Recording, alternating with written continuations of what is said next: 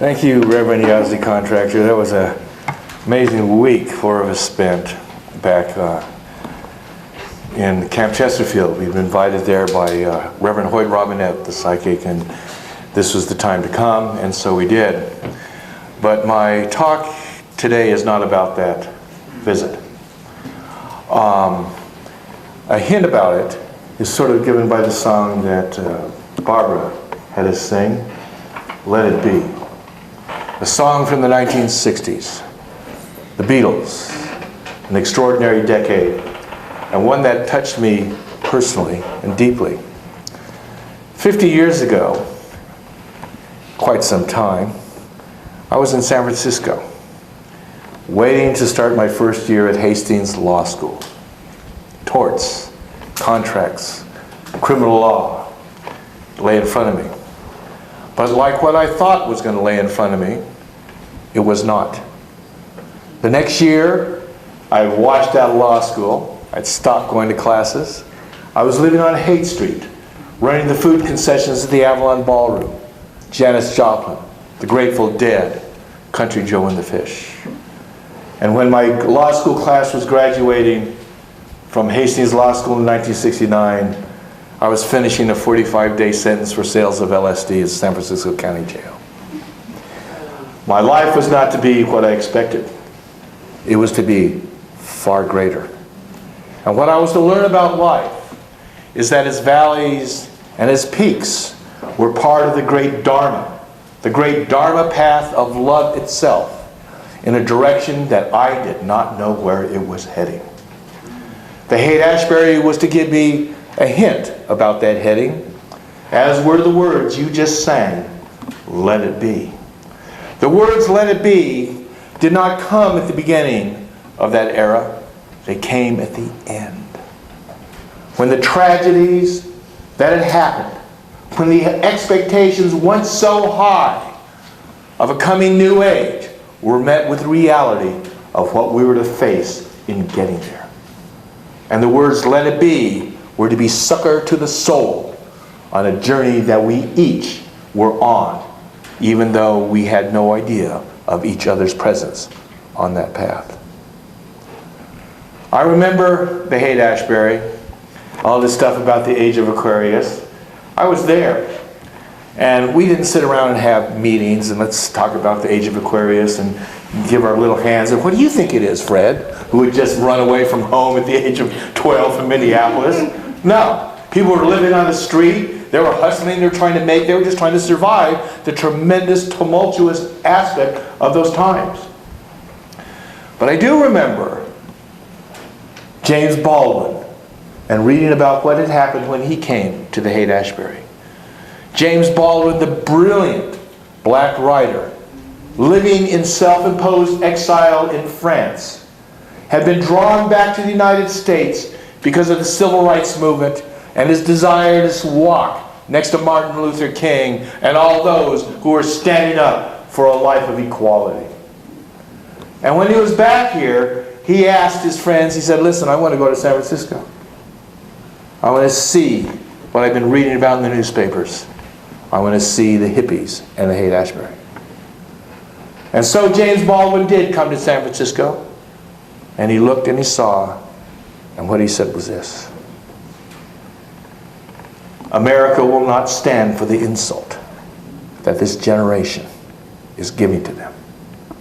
He saw that an insult of the new generation, the generation of privilege, the generation that had grown up with all the fruits of America laid at its fingertips, merely to be taken, merely to be accepted, merely to be consumed, were rejected by a generation that this country did not understand. And he said he knew this country would not accept that insult lightly.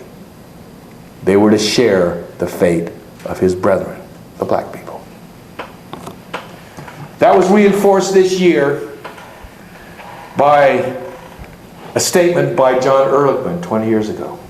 It came out, CNN published it. 22 years ago, Ehrlichman, one of Nixon's henchmen, had been there when the war on drugs was started. And this is what he told the writer 22 years ago. Rather, an amazing revelation. The Nixon campaign in 1968,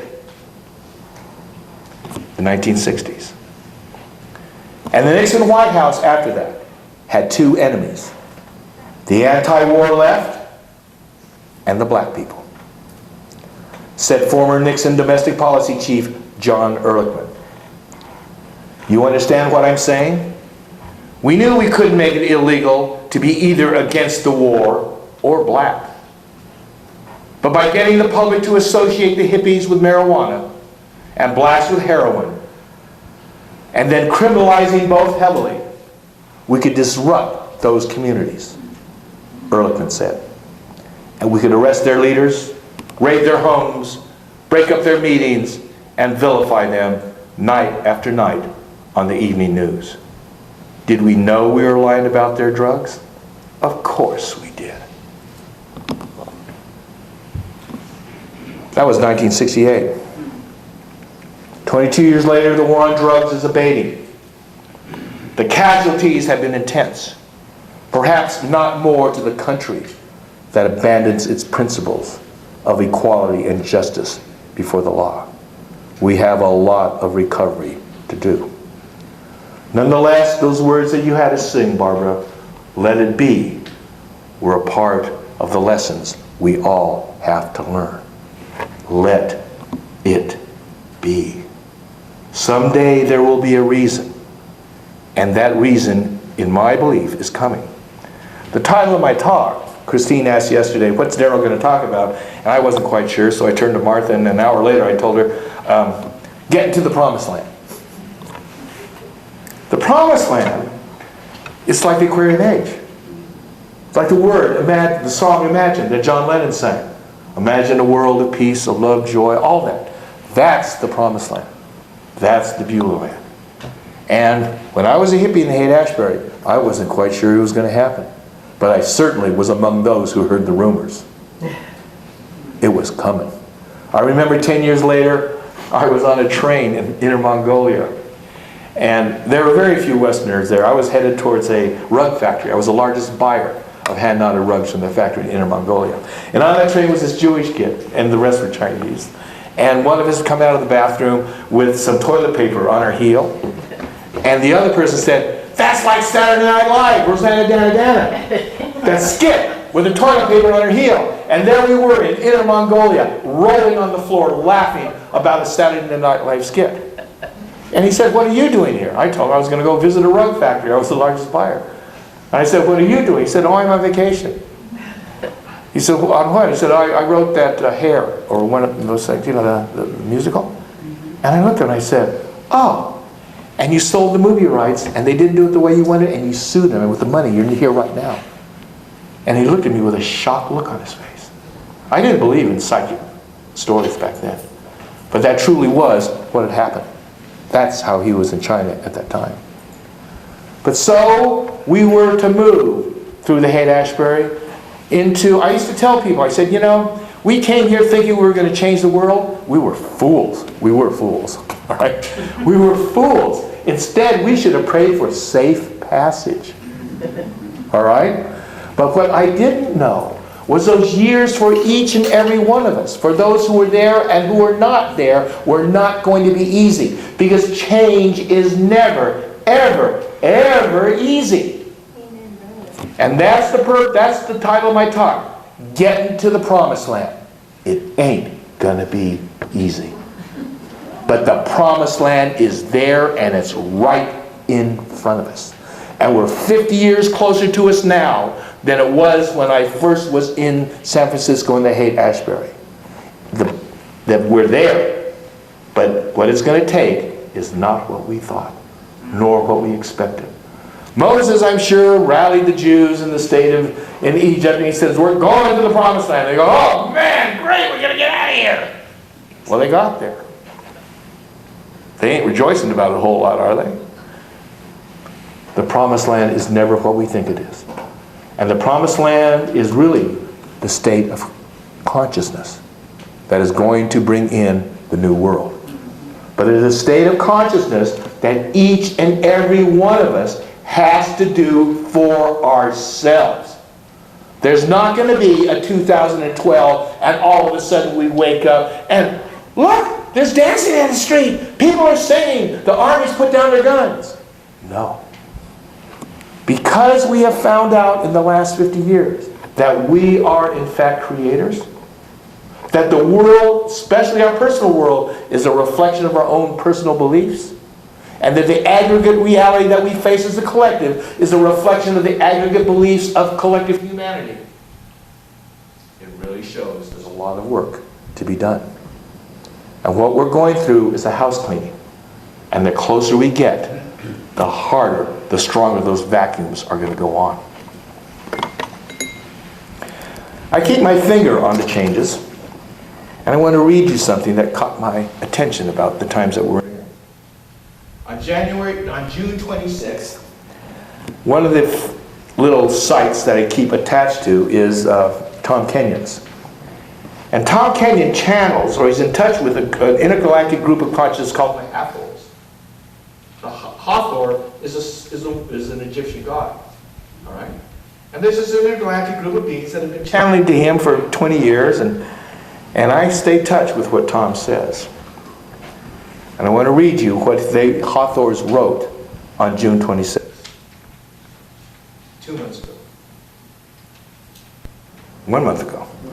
From our perspective, the destabilization of your world, which we mentioned in our last planetary message, is accelerating at an ever faster pace.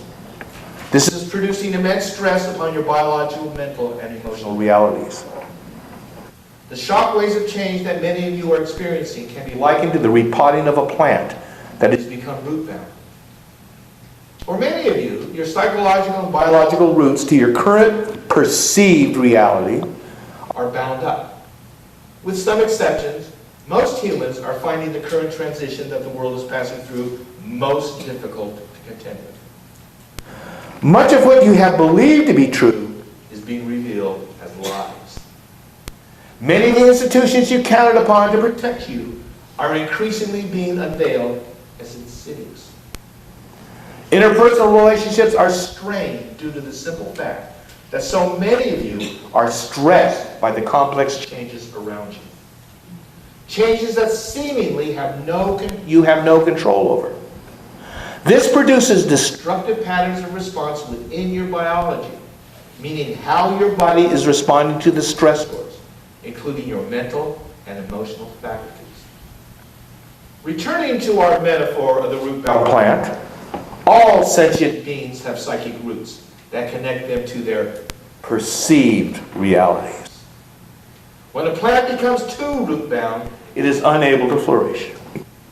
Yet the paradox here is that when you place a root-bound plant into a larger container with more space to grow, the plant undergoes a period of shock and disorientation.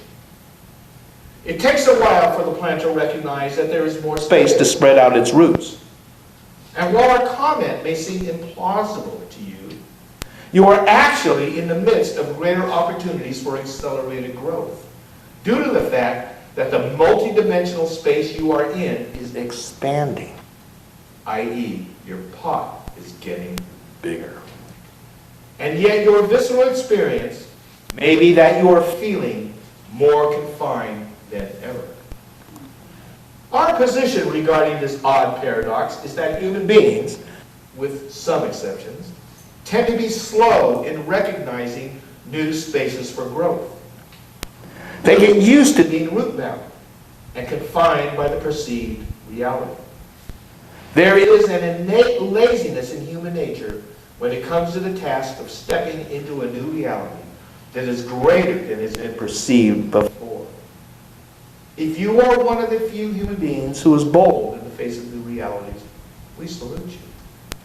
But for most humans, there is a deep reticence in allowing their own psychic roots to expand beyond perceived realities into new vistas. I want to stress the Hathor's use of the word perceive. They didn't say reality. They said perceived reality. Each one of us here lives in a bubble, our own personal bubble of a perceived reality. When we were on our trip, we were sitting there, people had their cell phones out. They were checking their cell phone. And I thought, wow, that's what each one of us has. Each one of us is staring into the face of our own personal cell phone to see what's on it. In my cell phone of reality right now, you are in mine.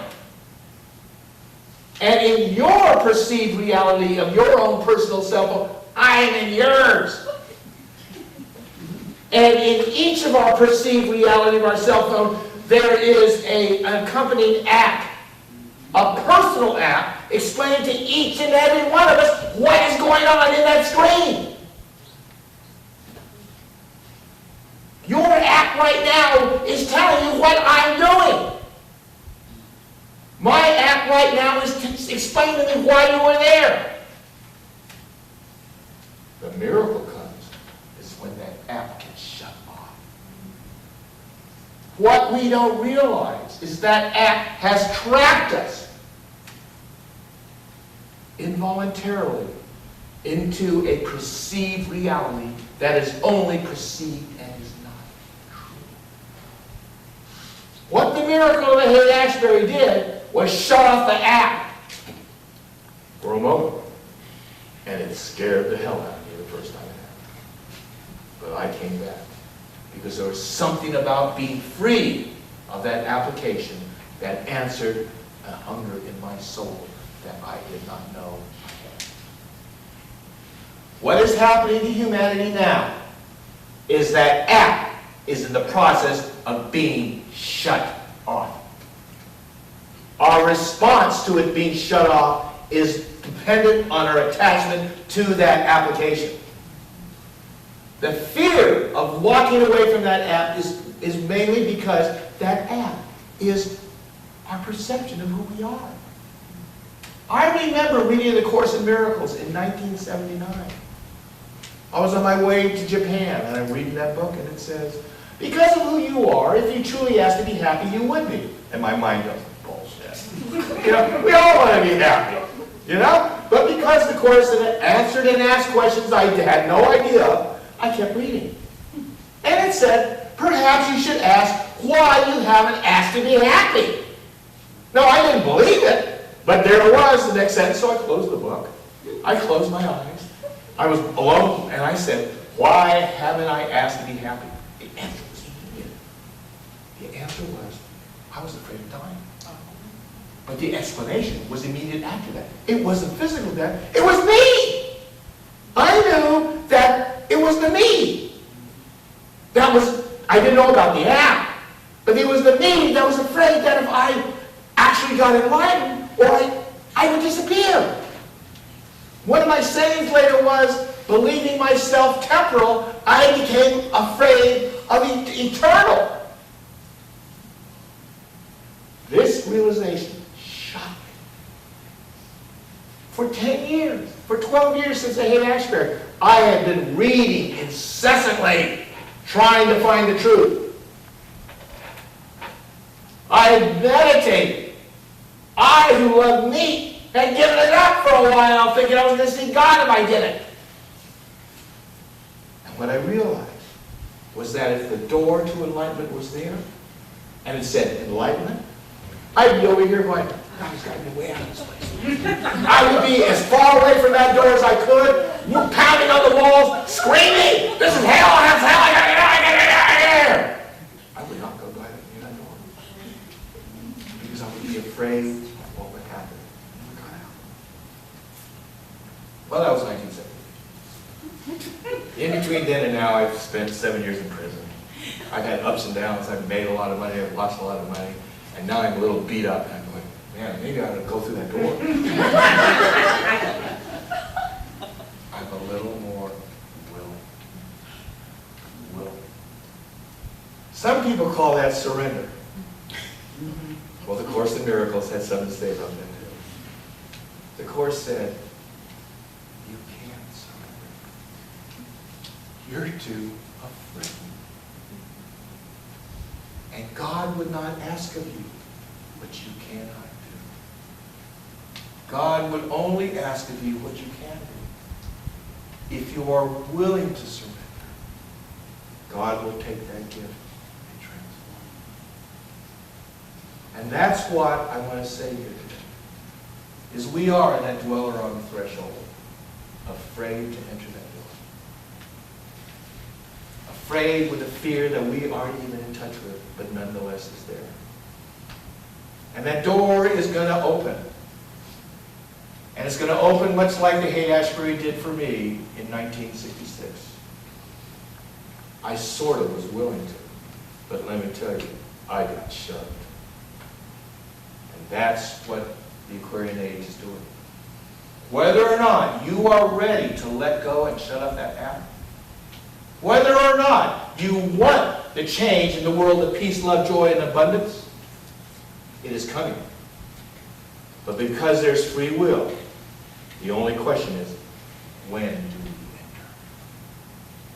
enter? At what moment do we enter? At what moment do we become brave enough to let go of our trappings, of our ancient fears? Fears that happened to us when we were children. Not only this lifetime, but in lifetimes before.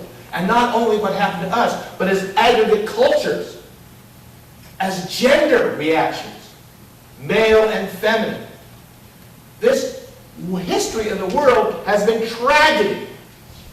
And our response to that tragedy has been tragic as well. But that is why those words, let it be, are so important.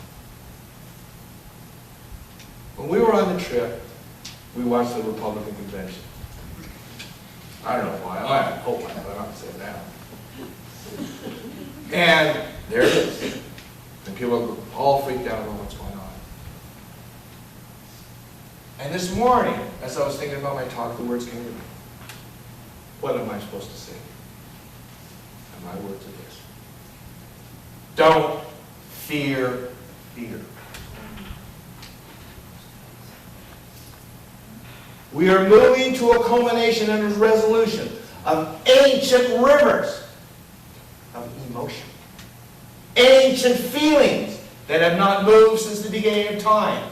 Terror, abandonment, rage, and hatred. They must be felt. They must be expressed. I can say with total honesty, I have fought feeling those in my own life with every inch of my being. They were a little bigger. And I learned that I had to let them in. And I learned that I had to feel them. And I learned that I had to release them. That's all they were asking for, is to be felt and released. The fear that you see out there in the elections is merely the collective fear of humanity expressing itself. Now I know you'd rather not see it. I know when you see it, it's distasteful. Who are we on this planet? I know when you see it, it almost brings up people. I want to obliterate them. You have to have the faith of our times. Fear is not going to triumph this time. This time is different. This time is truly new. The Kali Yuga is over. The age of darkness is gone. Not yet. But we can imagine it. And that's perhaps what we should do. That's what these other Hawthorne sayings are. One of them is, as we're going through this, you know what their little advice is? Gratitude. Go by yourself and feel gratitude. Another one, it said, love. Focus on love. You are light in a time of immense darkness.